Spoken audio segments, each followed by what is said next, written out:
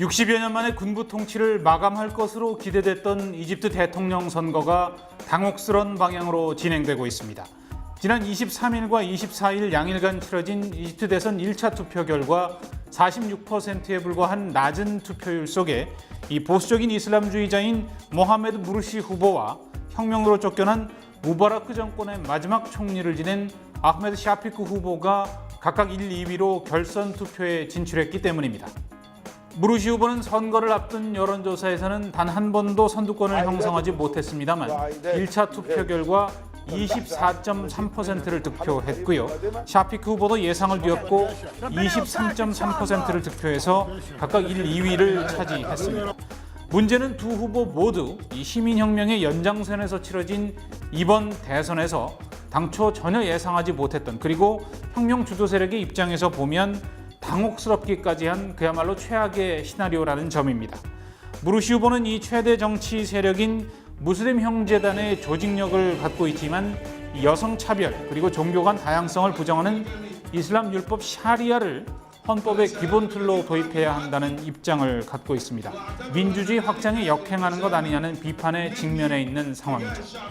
무르시 후보는 이런 점을 고려해서 여성과 기독교인들에 대한 보호를 약속하고 이스라엘과의 중동 평화 협정도 계속 유지하겠다는 유화적인 입장을 밝히면서 샤피크가 대통령이 되면 무바라크 정권 시절로 되돌아갈 수 있다면서 결선 투표에서 자신을 지지해달라고 호소하고 있습니다.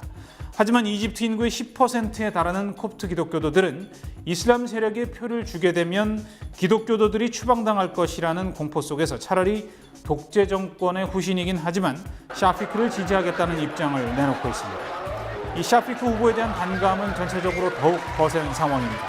공군 장성 출신으로 무바라크 정권 말기에 항공청장으로 일하다가 시민혁명의 불길이 거세지자 무바라크가 민심 수습 차원에서 내세운 마지막 총리였기 때문입니다.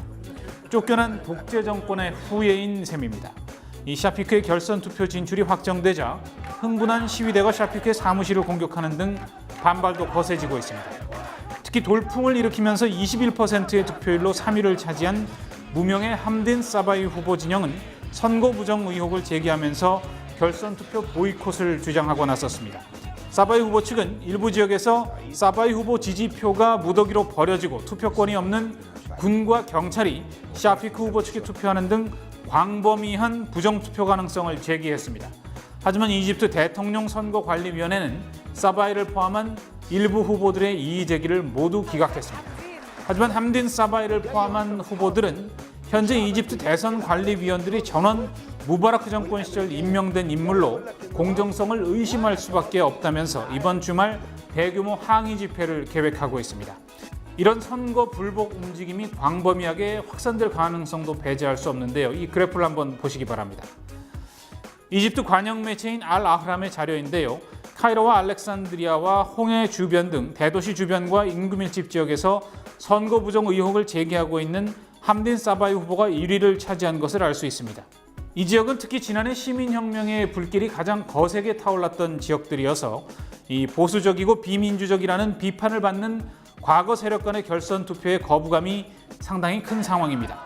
이들 지역을 중심으로 선거 부정 항의 시위가 격화되거나 결선 투표 거부 운동이 확산될 경우에 이집트 정국이 큰 혼란에 빠질 가능성도 제기되고 있습니다.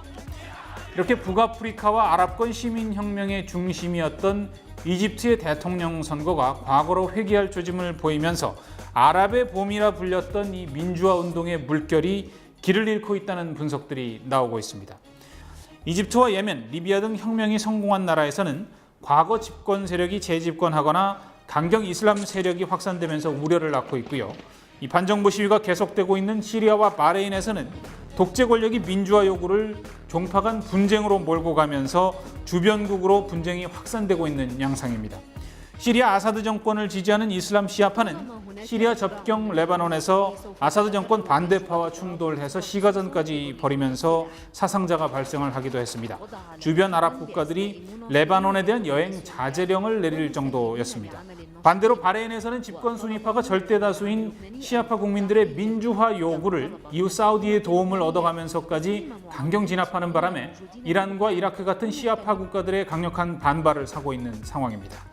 이처럼 출구를 찾지 못하고 있는 시민혁명 이후 아랍의 상황이 특히 끔찍한 반인륜적 범죄 행위가 계속되고 있는 시리아 학살에 대한 국제사회의 미온적 대응으로 이어지고 있다는 분석이 제기되고 있습니다. 리비아처럼 군사 개입을 통해서 독재 권력을 몰아낸다고 해도 이 또 다른 종교적 기반과 강력한 조직력을 갖춘 강경 이슬람 세력이 주도권을 잡거나 이집트의 경우에서 보듯이 과거 집권 세력이 선거를 통해서 정치적 정당성을 확보하고 부활하는 이런 부정적 결과를 낳을 수 있기 때문입니다. 이렇다 보니 한마을 어린이 수십 명이 잔혹하게 처형당하는 등 반인륜적 범죄 행위가 계속되고 있는 시리아 학살을 앞에 놓고도 미국과 러시아 등 국제사회가 끝까지 시리아에 대한 무력 개입을 주저하고 있다는 분석입니다.